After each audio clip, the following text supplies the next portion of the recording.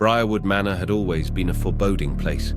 Nestled deep within the dense, twisted woods, the mansion had stood for centuries, a looming shadow of its former grandeur.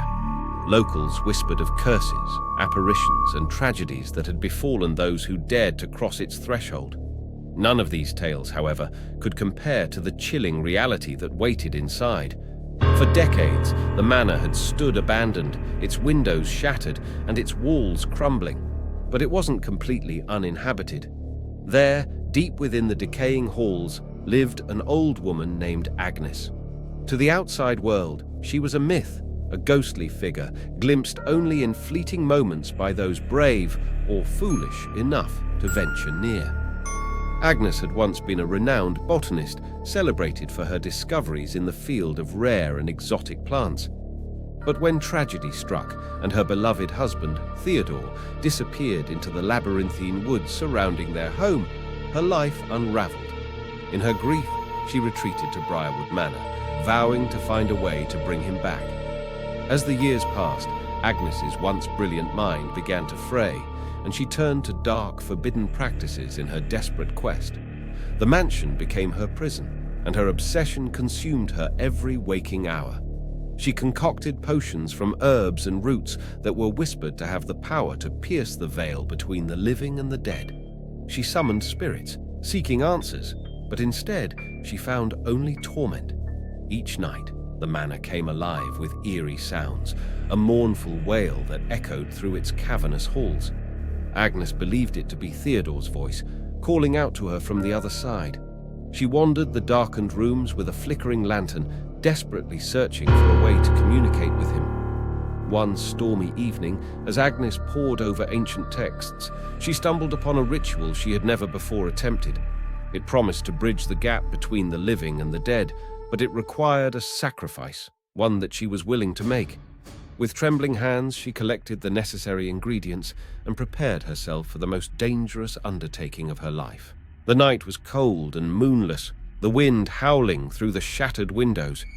Agnes stood in the center of the crumbling drawing room, her heart pounding with a mix of fear and anticipation.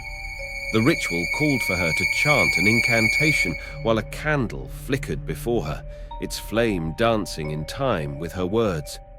As she recited the ancient verses, a shadowy figure emerged from the candle's flame. It was not Theodore, but a twisted, malevolent spirit that filled the room with an icy chill. Agnes's eyes widened in terror as she realized her grave mistake. She had summoned something far more sinister than she had ever imagined. The spirit spoke in a voice like shards of glass, promising to reunite Agnes with her beloved, but only if she agreed to serve it for all eternity. Desperation drove her to agree, and with a blood-curdling scream, the spirit merged with her, leaving her writhing in pain on the cold stone floor. From that night forward, Agnes was never the same. She became a vessel for the malevolent entity, her once gentle demeanor replaced by cruelty and malice. She wandered the halls of Briarwood Manor, her eyes hollow and filled with a darkness that seemed to devour the very light around her. Anyone who ventured near the manor was met with a grisly fate. Agnes, now a spectre of terror, lured them into the decaying mansion, where they were never seen again.